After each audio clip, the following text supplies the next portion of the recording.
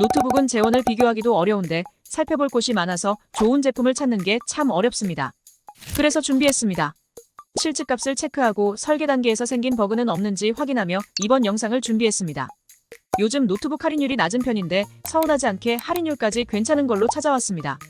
참고하시면 마음에 쏙 드는 게이밍 노트북을 고르실 겁니다. 그럼 시작합니다.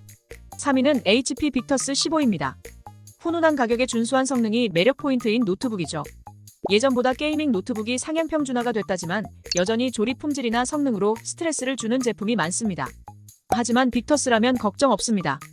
HP에서 가장 열심히 밀고 있는 시리즈인 만큼 가성비를 잘 살렸습니다. 겉으로 드러나지 않는 내부 설계나 조립 품질도 꼼꼼하죠. 물론 판매량과 사용자 만족도가 늘 높습니다. GPU는 RTX 4050으로 캐주얼 게임이나 스팀 게임이 쾌적합니다. DLSS 3.0을 지원하니 프레임을 높여서 체감 성능을 확 끌어올릴 수 있죠. CPU는 i5 12500H를 사용해서 답답함이 없습니다. 참고로 i5 12500H는 온도가 그리 높지 않아서 발열 스트레스도 없습니다. 빅터스는 워낙 인기가 많다 보니 재고가 자주 빠집니다. 다행히 지금은 재고가 들어왔고 할인까지 붙어서 가성비를 공략하기 딱 좋습니다. 그리고 HP는 AS도 장점입니다. 삼성이나 LG를 제외하면 탑급이죠. 24시간 고객 연결이 가능하고 부품 교환은 수리기사님이 본사에 보고하지 않고 재량으로 판단할 수 있습니다. 출장으로 현장 수리가 가능한 거의 유일한 외산 브랜드죠. 특히 만족스러운 건 AS 조건이 까다롭지 않아서 작은 문제도 속 시원하게 해결할 수 있다는 겁니다. 하지만 아쉬운 부분도 있습니다. 생역이 NTSC 45%라서 생생한 색감은 포기해야 합니다. 재원상 최대 밝기도 250니트로 애매합니다. 실측값은 280니트까지 나오긴 했지만 여전히 밝다고 얘기하기에는 애매합니다. 아무래도 햇빛이 바로 들어오는 곳에선 눈에 힘이 들어갑니다. 다만 패널이 아쉽다는 걸 감안해도 100만원 초반대에서는 대안이 없을 정도로 가성비가 좋습니다. 이제 2위를 알아보겠습니다. ASUS 터프 게이밍 A15입니다. 밸런스를 잘 잡은 노트북이죠. CPU는 라이젠의 신형인 8845HS를 사용했습니다. 그리고 GPU는 RTX 4060을 넣었습니다. 그것도 TGP가 무려 140W나 되는 걸 넣어놨죠.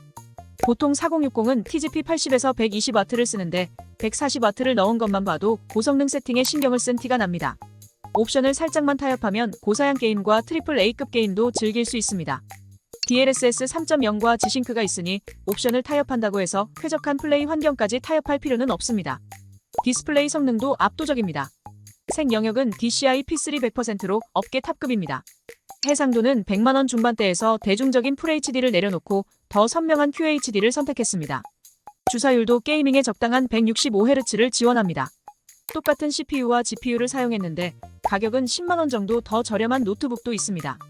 하지만 높은 TGP와 효율적인 방열 설계, 디스플레이 성능을 생각했을 때 가성비는 ASUS 터프가 훨씬 좋습니다. 사용성도 놓치지 않았습니다. 메모리와 스토리지 슬롯이 각각 2개라서 언제든지 확장할 수 있습니다. 그리고 USB4와 PD 충전도 지원합니다. 장점이 참 많은 노트북이죠. 그렇지만 팬 소음이 아쉽다는 의견도 있습니다.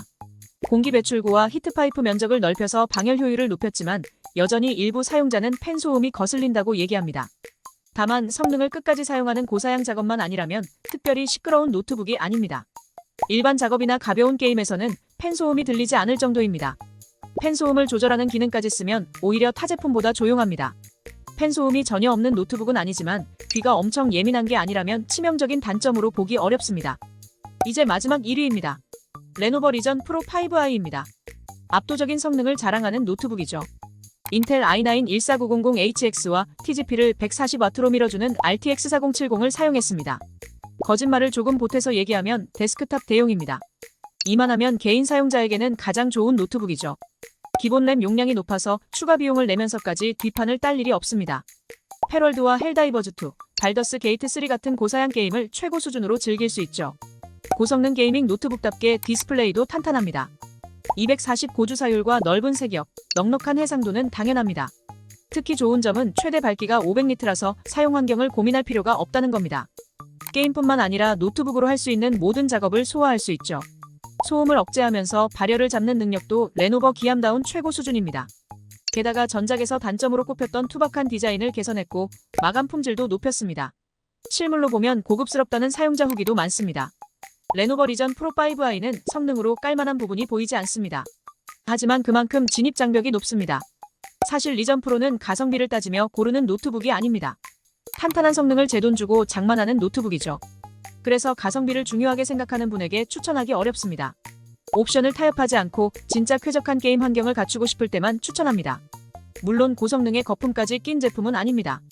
구매한다고 해서 그 돈씨 얘기를 들을 일은 없습니다. 오히려 지금 할인을 잘 챙기면 부족한 가성비까지 잡을 수 있습니다. 오늘은 가성비 게이밍 노트북 추천 제품 3가지를 알아봤습니다.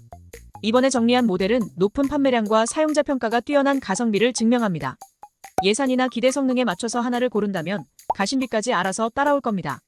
그럼 저는 여기서 물러나겠습니다. 마음에 쏙 드는 노트북을 고르는데 보탬이 되었으면 좋겠습니다. 끝까지 시청해주셔서 너무 감사합니다.